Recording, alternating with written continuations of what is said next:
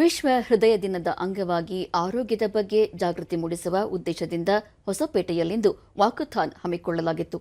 ಕೊಪ್ಪಳದ ಕೆಎಸ್ ಆಸ್ಪತ್ರೆ ಮತ್ತು ಖಾಸಗಿ ಕಂಪನಿಗಳ ಸಹಯೋಗದಲ್ಲಿ ನಡೆದ ವಾಕಥಾನ್ನಲ್ಲಿ ವಿವಿಧ ಶಾಲಾ ಕಾಲೇಜುಗಳ ವಿದ್ಯಾರ್ಥಿಗಳು ಸೇರಿದಂತೆ ಸಾರ್ವಜನಿಕರು ಪಾಲ್ಗೊಂಡಿದ್ದರು.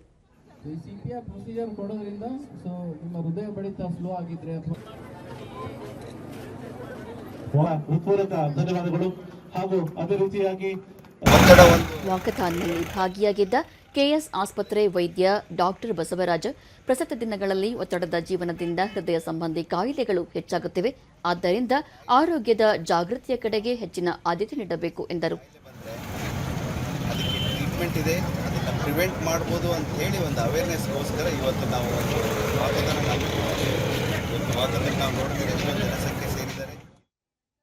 ದೂರದರ್ಶನದೊಂದಿಗೆ ನರ್ಸಿಂಗ್ ಕಾಲೇಜಿನ ಸಿಬ್ಬಂದಿ ಉಮಾ ಜನರಲ್ಲಿ ಹೃದಯದ ಆರೋಗ್ಯದ ಬಗ್ಗೆ ಅರಿವು ಮೂಡಿಸಲು ಜಾಥಾ ಹಮ್ಮಿಕೊಳ್ಳಲಾಗಿದೆ ಎಂದು ತಿಳಿಸಿದರು.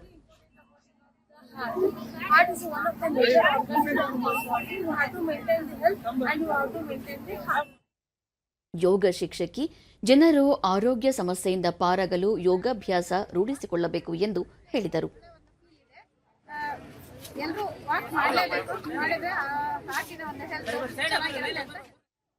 ರಾಜಶೇಖರ್ ಉತ್ತಮ ಆರೋಗ್ಯ ಕಾಪಾಡಿಕೊಳ್ಳಲು ಯೋಗ ಸೇರಿದಂತೆ ಇನ್ನಿತರ ದೈಹಿಕ ಚಟುವಟಿಕೆಗಳ ಕಡೆಗೆ ಒತ್ತು ನೀಡಬೇಕಾಗಿದೆ ಎಂದರು.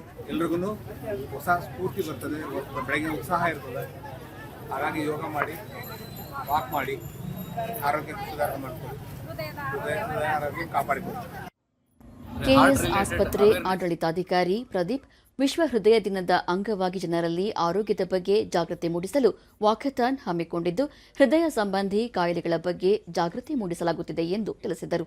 ಅದಕ್ಕೊಂದು ಅವೇರ್ನೆಸ್ ಕೊಡಬೇಕು. ನೀವು ಹೆಲ್ದಿ ವಾಕಿಂಗು ಎಲ್ಲ ಎಕ್ಸಸೈಸ್ ಮಾಡಬೇಕು, ಒಳ್ಳೆ ಆಹಾರ ತಗೋಬೇಕು. ಸೊ ಇದೊಂದು ಅವೇರ್ನೆಸ್ ಕ್ರಿಯೇಟ್ ಮಾಡೋದಕ್ಕೆ ನಾವು ಇವತ್ತೊಂದು ವಾಕಥಾನ್ ಆರ್ಗನೈಸ್ ಮಾಡಿದ್ವಿ. ನಮ್ಗೆ ಒಳ್ಳೆಯ ಅದಕ್ಕೆ ಸಪೋರ್ಟ್ ಸಿಕ್ಕಿದೆ ಹೊಸಪೇಟೆ ಜನರಿಂದ.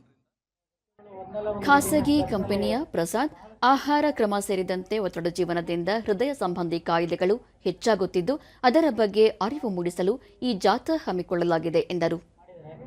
ನಾವು ತಿನ್ನೋ ಆಹಾರ ಇರ್ಬೋದು ಅಥವಾ ನಮ್ಮದು ದಿನದ ಯಾವುದೇ ಒಂದು ಆಕ್ಟಿವಿಟಿ ಇರ್ಬೋದು, ನಾವು ಸ್ವಲ್ಪ ಅದನ್ನ ಬದಲಾವಣೆ ಮಾಡಿಕೊಂಡ್ರೆ ಸ್ವಲ್ಪ 40 ವರ್ಷಗಳ ಇದಾಗುವವರು ಸ್ವಲ್ಪ ಜಾಸ್ತಿ ವರ್ಷ ಬದುಕಬಹುದು ಅಂತ